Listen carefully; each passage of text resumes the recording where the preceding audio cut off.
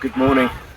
Welcome to day 2 of my North Wales adventure, episode 2 for you. Last night was a late one. I did astro down at the church on the island, St Gwynthyn's Church, and this morning I wanted something easy. Anyone who follows my work knows that I love river outlets leading to some sort of subject. When I first visited the Anglesey a few years ago, what really struck me wasn't the striking old buildings along the coast, although those are fantastic. It was the hills, the shapely hills on the Llyn Peninsula over there, and those are the subjects I wanted to focus on for this morning's shoot. The light's quite boring, so it's not about that, and the sky's got not many interesting clouds in it.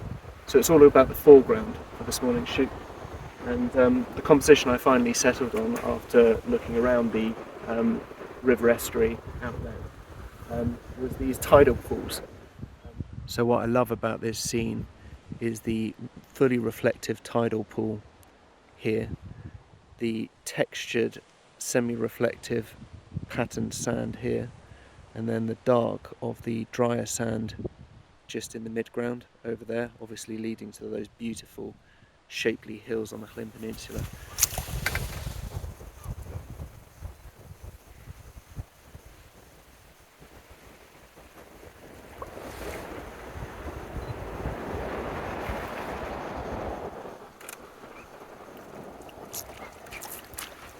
Well, I was going to go and explore the river estuary down there, but the light's starting to wash the top of the hills and it's making them beautifully purple, which contrasts the yellows of the sand, and there's some green tints to the sea as well.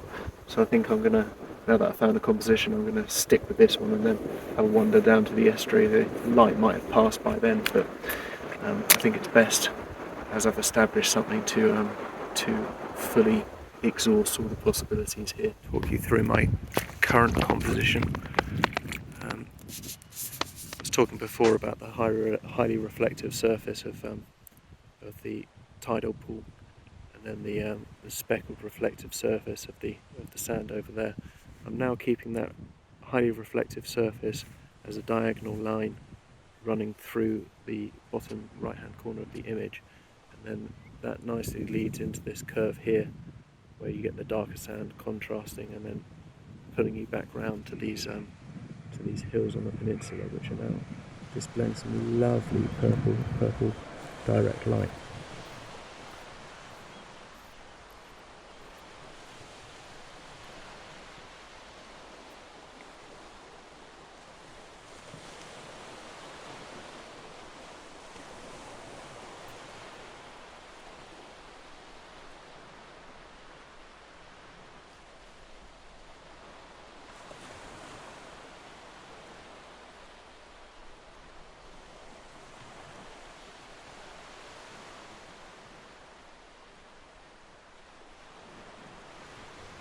So the light's fallen onto the sand now.